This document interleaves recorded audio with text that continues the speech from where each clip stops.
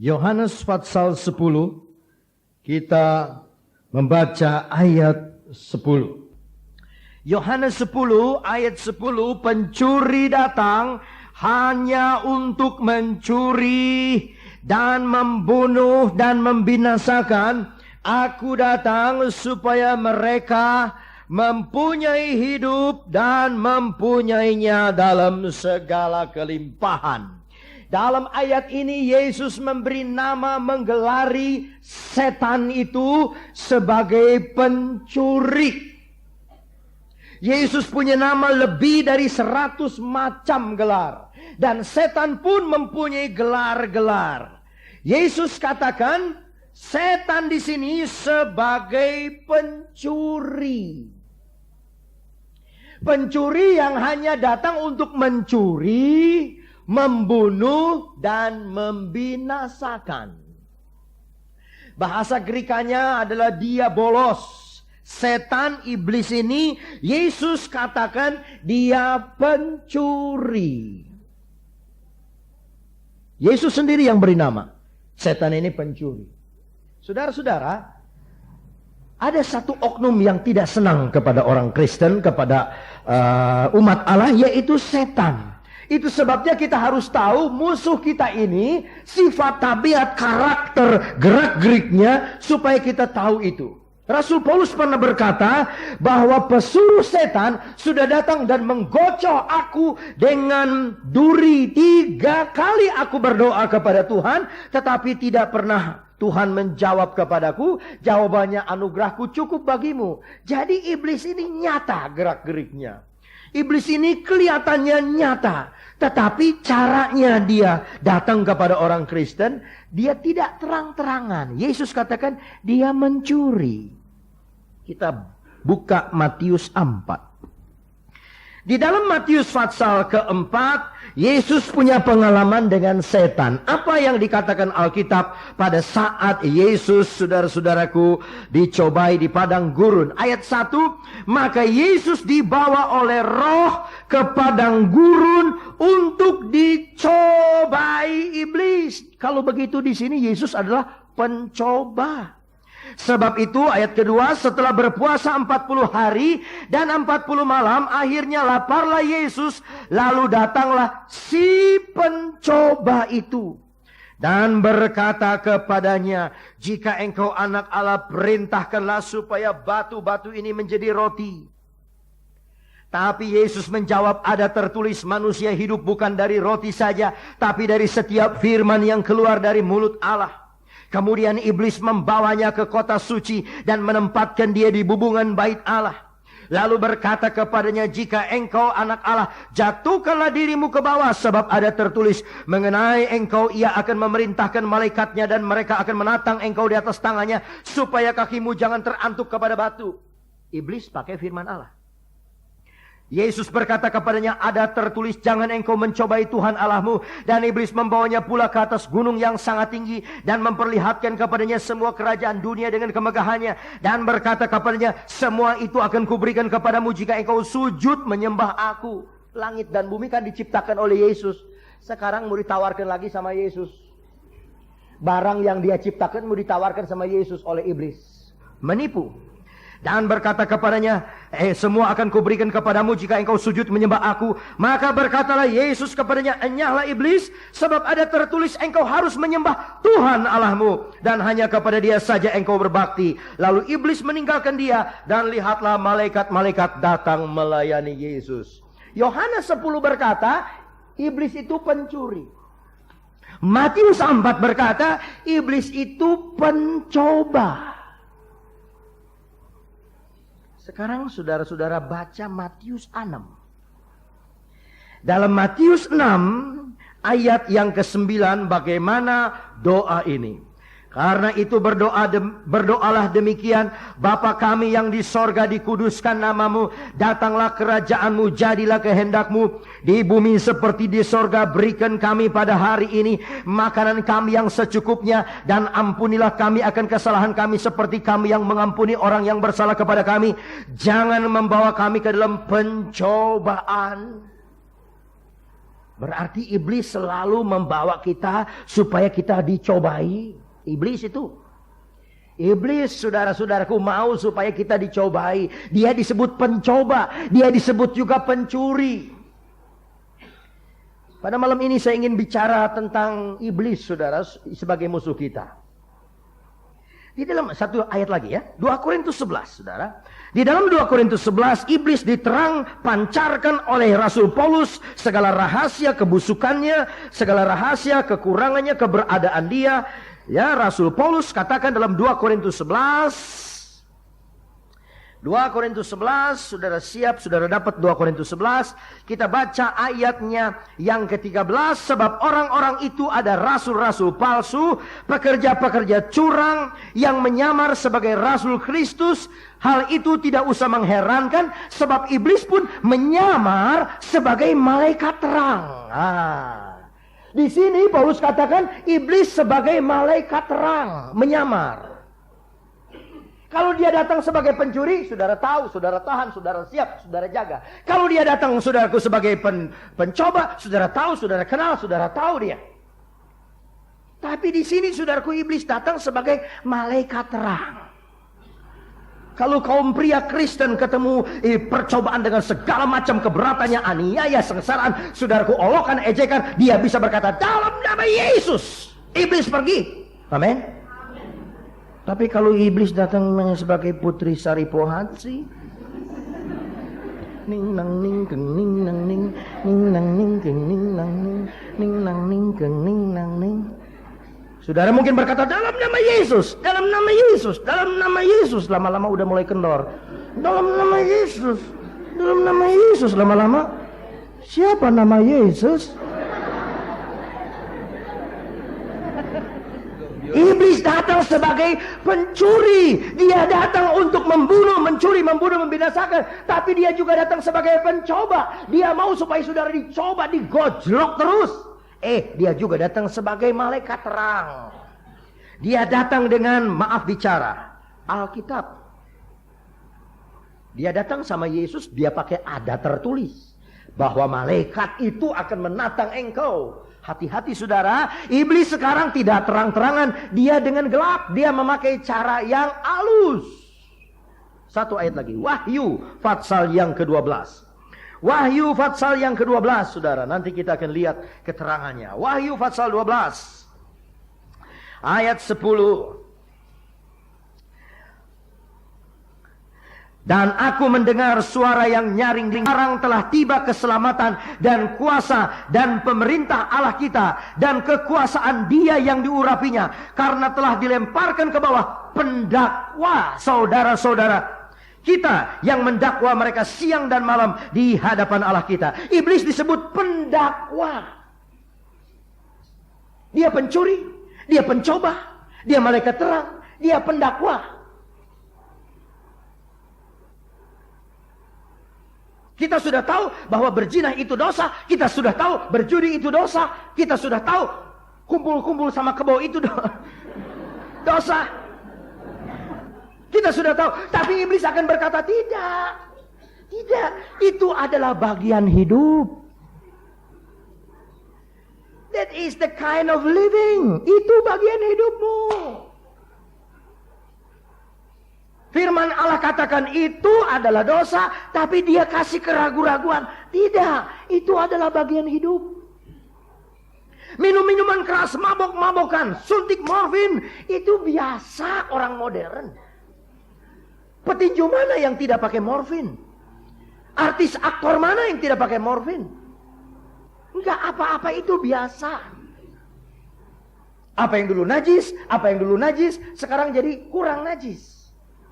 Saya kaget baca koran Kompas. Presiden Ronald Reagan percaya kepada astrologi. Saya bingung. Sebab waktu dia, saudara-saudaraku, dilantik, dia panggil Billy Graham. Waktu dia ditembak, saudara-saudaraku, dan tidak mati, dia begitu yakin, dia berkata, Yesus yang lindungi saya. Kalau toh saya mati, waktu itu katanya, saya tahu Yesus ada di seberang sana menanti saya. Begitu beriman. Tapi, ini apa betul apa tidak? Ronald Reagan katanya percaya astrologi. Saya baru pulang dari Solo, saudara. Pada waktu mau sidang umum MPR, dukun-dukun di Solo lakunya keras. Laku keras. Air-air putih yang di botol-botol laku keras semua. Saudara-saudaraku, tapi itu memang bukan Kristen. Tapi saya mau cerita satu hal. Sekarang di Amerika ada satu orang yang menamakan dirinya medium atau pengantara antara orang hidup dan orang mati. Setiap tahun hanya sekali, bulan Juli, dan pengunjungnya yang ziarah ke sana di satu kota di Amerika itu datang dari seluruh dunia. Medium ini, saudara, punya keajaiban. Tapi ini saya mau katakan ini penipu ya. Medium ini, ada satu ibu di Solo, dia punya anak bunuh diri, matinya bunuh diri. Dia tahu kalau orang bunuh diri kemana rohnya, dia tahu.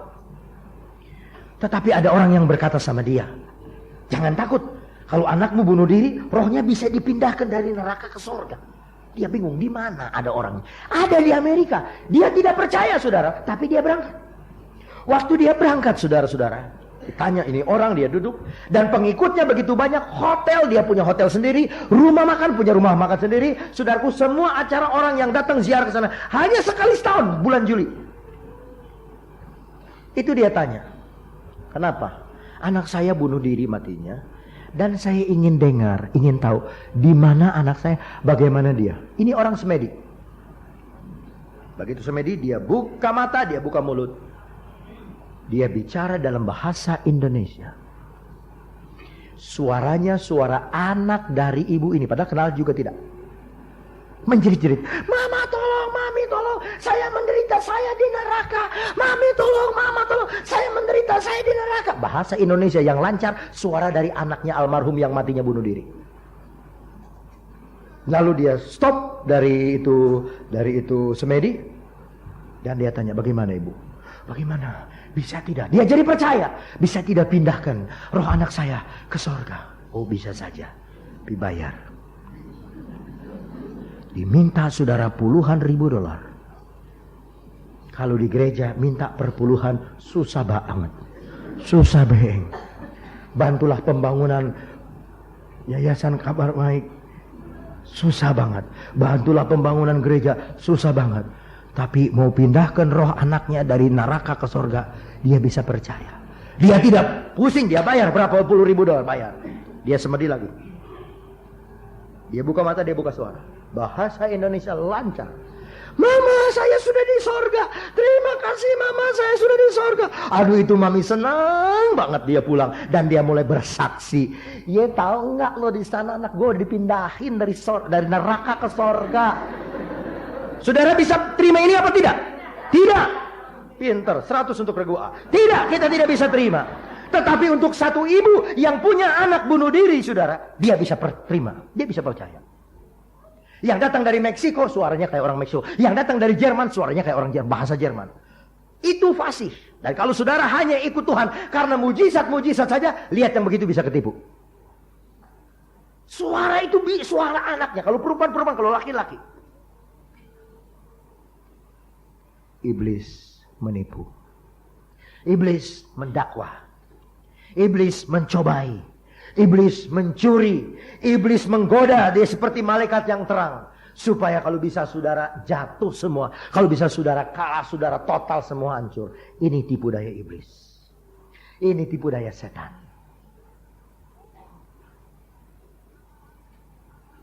Apa yang kata firman Allah, dosa? Iblis bilang tidak. Hawa, lihat loh ini, buah ini enak, makan dong. Hawa bilang, kalau aku makan ini aku akan mati. Hawa pakai firman Allah. Iblis bilang apa? Melalui ular. Tidak. Dia selalu, saudaraku, membuat kita jadi bimbang tentang firman. Tidak. Kalau kamu makan buah ini, kamu tidak akan mati, tapi akan jadi seperti Allah.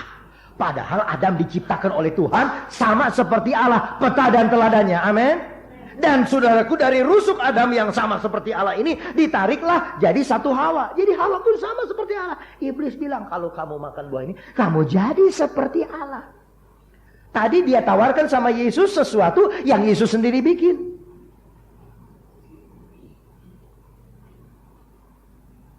Saudara-saudaraku, iblis selalu menipu. Iblis selalu menipu. Iblis selalu menipu. Iblis selalu menipu, melemahkan. Pilih salah satu. You mau tetap Yesus atau mau pilih saya? Mulai goyang. Pemuda-pemuda, pemudi-pemudi, hati-hati. Engkau diincar oleh iblis. Engkau diincar oleh setan. Itu masa mudamu tuh kalau bisa diambil oleh iblis. Lebih baik serahkan sama Tuhan. Amin. Nah, kalau mau serahkan sama Tuhan, tanggal 7 September 88 di Cianjur sekolah Alkitab dibuka. Saudara udah bilang amin loh. Nggak kaci kalau nggak kesana. Jadi saudara-saudaraku, serahkan hidup kita kepada Tuhan. Jangan ditipu oleh setan, oleh iblis. Ada satu wanita cantik di Jakarta, orang Kristen. Tapi sayang wanita ini tertipu oleh iblis. Dia dipelihara oleh orang. Kalau yang peliharanya mama dan papa nggak apa-apa. Ini yang peliharanya lain orang. Yang sudah ada istri juga. Yang peliharanya juga orang Kristen. Orang yang tahu datang ke gereja. Untuk beberapa bulan, saudaraku, untuk beberapa tahun, ini orang ditipu oleh setan. Dia bisa datang di kebaktian dan dia tidak rasa dosa. Dia bisa datang di kebaktian, dia tidak rasa apa-apa bahwa dia dipelihara orang. Itu orang datang di kebaktian, dia dengar firman Allah, dia bisa rasa santai, tenang, dia pelihara orang. Iblis menipu. Kalau bisa hati kita tidak peka lagi. Tidak peka lagi. Iblis menipu. Oh saudaraku, kalau saudara duduk di gereja dengar firman Allah sudah tenang begitu, saudaraku, firman Allah kerasnya kayak apa? Saudara tenang, udah gak ada perasaan lagi, udah tenang gitu. Aduh saudara, dalam keadaan yang berbahaya. Iblis sudah menipu. Iblis sudah menipu. Kalau ada di antara saudara yang masih punya dosa malam hari ini, masih hidup di dalam dosa, masih hobi tentang dosa, ngegado dosa, saudara-saudaraku, engkau tertipu oleh setan. Kalau ada di antara saudara yang masih percaya opo-opo jimat, yang masih kedukun, yang masih meliatin, yang masih raja tangan kuamia, yang masih lihat feng shui, yang masih lihat segala macam, saudara-saudaraku, saudara tertipu. Saudara tertipu. Saudara yang masih pasang tasyau atau pasang, kenapa ketawa, emangnya banyak yang pasang sini? Saudara yang masih pasang tasyau atau porkas atau KSOB, saudara-saudaraku, tanpa saudara sadar, saudara tertipu oleh iblis. Sebab iblis yang berkata, kalau kamu pasang, udah kamu dapat berapa banyak. Ada satu orang, saudaraku, kaya dengan judi di Jakarta. Sekarang mau bunuh diri karena kalah oleh judi. Dia judi kalah 7 juta pound sterling di London, kalah judi. Mau bunuh diri sekarang, mau bunuh diri. Satu orang lagi yang masih muda, wah kaya dia main tasyau. Sekarang saudaraku, pegawainya belum gajian. Pegawai belum gajian saudaraku. Kalau dia ngomong, waduh ratusan juta. Oh dia ditipu, dia ditipu, dia ditipu. Gadis itu yang bunuh diri dari tingkat berapa hotel, dia ditipu oleh setan. Setan akan berkata kepada kaum muda, kepada pemuda-pemudi, tidak ada hari depan. Hari depanmu gelap. Engkau tidak bisa sukses, engkau tidak bisa berhasil, ekonomi akan hancur, ekonomi lemah, ekonomi akan anjlok, daganganmu akan rugi, pekerjaanmu akan kandas, hari depanmu gelap. Ini setan mau menipu kita. Dia akan tutup mata kita dari berkat Allah. Dia katakan engkau akan susah, engkau punya sakit tidak akan sembuh, engkau punya percobaan tidak akan bisa diatasi, engkau akan lemah, engkau akan kalah. Ini setan saudaraku, ini setan yang berbicara.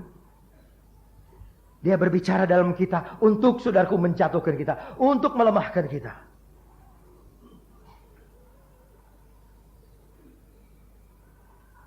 Tetapi puji Tuhan, Yesus datang untuk memberi hidup dan hidup itu berkelimpahan. Amin saudara. Ada 5 tukang emas di Solo. Saudara-saudara, 5 tukang emas ini mau kebaktian. Tapi iblis berbisik melalui satu orang. Nggak usah kebaktian, persekutuan doa Dokter Danu. Saya mau dengar tuning harga-harga emas di luar negeri. Tuh, naik tuh naik. Aduh, turun lagi. Turun lagi, seperti nonton sepak bola. Naik. Dia udah mau jual, lihat turun lagi. Yang 4 ini punya iman. Sudah, cari dulu kerajaan sorga. Kamu tinggalkan ini, harga emas Tuhan punya harga. Sudah, kita cari dulu firman Tuhan. Cari dulu, ini suara Tuhan. Cari dulu Yesus. Enggak. Lu dah 4 orang cari Tuhan. Gua mau cari harga emas. Tuning.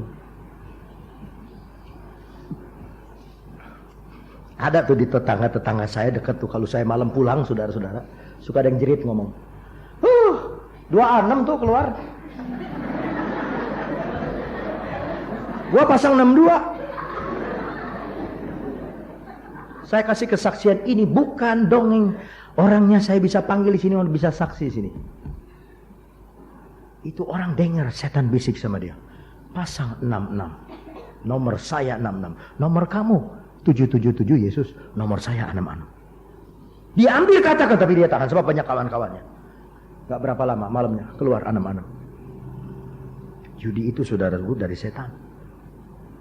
Judi dari setan. Hati-hati. Ini tukang emas tuning emas. Yang nampak dengar firman Tuhan nyanyi haleluya, soraklah haleluya, soraklah haleluya, karena loncat-loncat celananya melorot. Soraklah haleluya, tapi senang haleluya. Nyanyi 1 jam saudaraku, dengar firman Allah, dia tidak peduli harga emas berapa. Ini yang di rumah dia tuning. Sebelum kebaktian akhir dikatakan harga emas naik, sedikit naiknya, dan terus di sana bertahan. Dia telepon kawannya, saya jual emas saya sekian kilo, saya jual. Dia mau beli? Ya beli, saya beli. Dia jual. Dia tenang, jual. Saudara-saudara, tiba-tiba gak lama kemudian pulang kawannya ini. Kenapa? Sudah dengar, wah saya sudah jual. Saudara-saudaraku, emas dipegang oleh 4 orang ini cukup banyak. Pada waktu mereka pulang, harga emas anjlok turun. Yang seorang itu gigit jari. Anjlok turun. Jadi sudah tidak lepas emasnya, saudara. Yang satu ini dia sudah lepas emasnya. Yang ini tidak lepas emasnya. Tuhan itu pelihara. Aku mau beri hidup yang berkelimpahan. Amin. Lebih baik Tuhan daripada si setan. Lebih baik Yesus daripada si Mokui, saudara-saudaraku. Dia hanya mendakwa, dia hanya menipu, dia hanya mencuri, dia jadi putri sari pohaci, dia menuduh kita siang dan malam di hadapan Allah. Tetapi Yesus yang kita sembah, Yesus yang ada pada malam hari ini, dia berjanji, aku memberi hidup dan hidup itu berkelimpahan adanya. Itu sebabnya saudara-saudaraku, kita tidak usah bimbang, tidak usah takut, jangan peduli apa-apa. Kita ingat Yesus beserta kita. Siapa yang akan menjadi lawan kita? Amin. Ini saudaraku, kemenangan. Tetapi seringkali kita ditipu, seringkali kita tertipu. Ada beberapa ayat masih tentang dia. 2 Tesalonika, saudara-saudara, kita baca terus. Puji Tuhan. 2 Tesalonika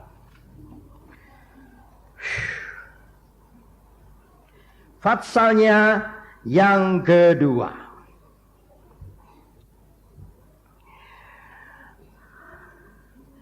Lebih baik saya baca dari ayat 1 sampai ayat 12. Ini adalah perhatian bagi kita. Tentang kedatangan Tuhan kita Yesus Kristus dan terhimpunnya kita dengan Dia, kami minta kepadamu saudara, supaya kamu jangan lekas bingung dan gelisah, baik oleh ilham roh maupun oleh pemberitaan atau surat yang dikatakan dari kami, seolah-olah hari Tuhan telah tiba. Jangan kamu memberi dirimu disesatkan orang dengan cara yang bagaimanapun juga. Sebab sebelum hari itu harus datang dahulu murtad. Iblis disebut si murtad di sana. Dan haruslah dinyatakan dahulu manusia durhaka. Dia disebut durhaka. Yang harus binasa, yaitu lawan yang meninggikan diri di atas segala yang disebut atau yang disembah sebagai Allah. Bahkan ia duduk di bait Allah dan mau menyatakan diri sebagai Allah. Tidakkah kamu ingat bahwa hal itu telah kerap kali kukatakan kepadamu ketika aku masih bersama-sama dengan kamu? Dan sekarang kamu tahu apa yang menahan dia sehingga ia baru akan menyatakan diri pada waktu yang telah ditentukan baginya?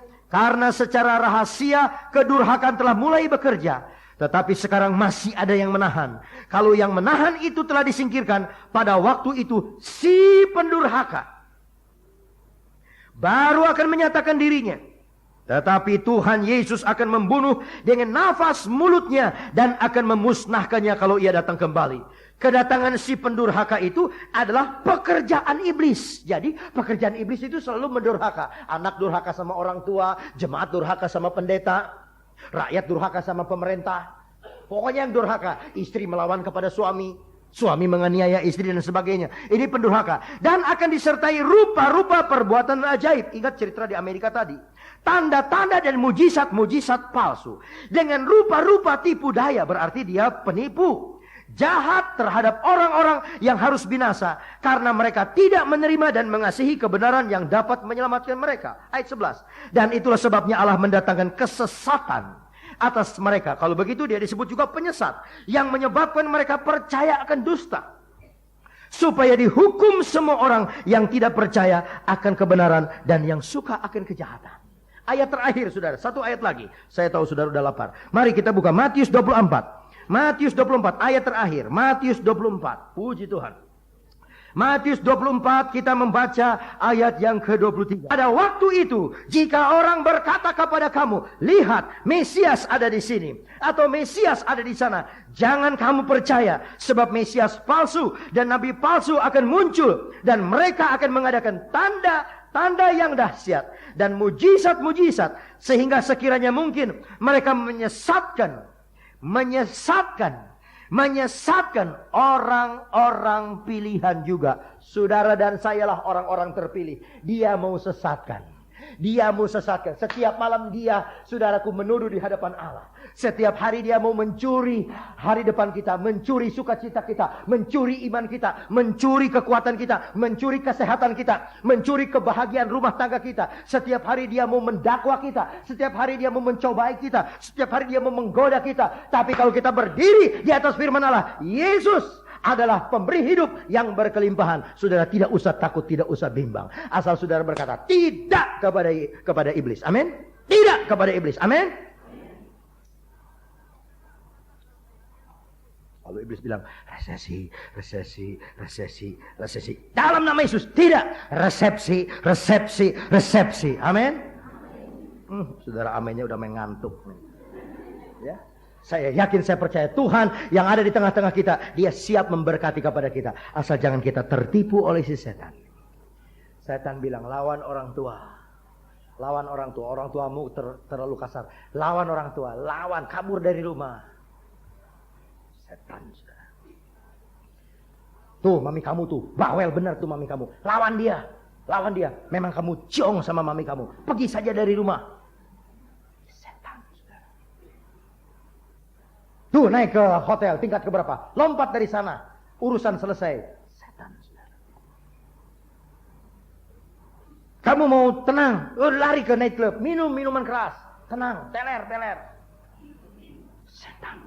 Kamu mau cepet kaya? Lekas tuh. Pasang. Nomor begini. Setan, saudara. Lalu setan juga bilang, benci itu sama dia. Benci. Dia ngomongin kamu. Benci dia. Benciin dia. Benci. Jengkel sama dia. Marah sama dia, dendam sama dia. Setan itu.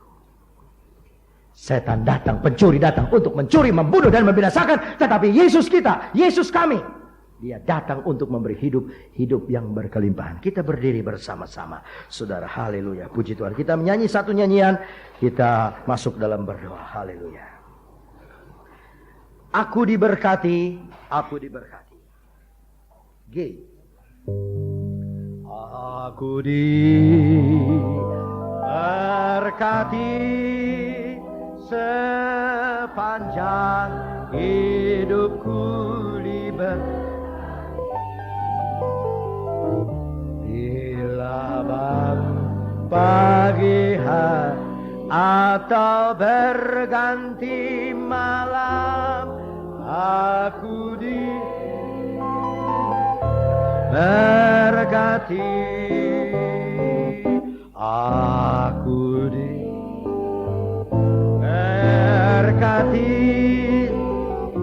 sepanjang hidupku bila bangun pagi hari atau berganti malam, aku berkati, aku diberkati sepanjang diberkati Bila bangun pagi atau berganti malam, aku diberkati.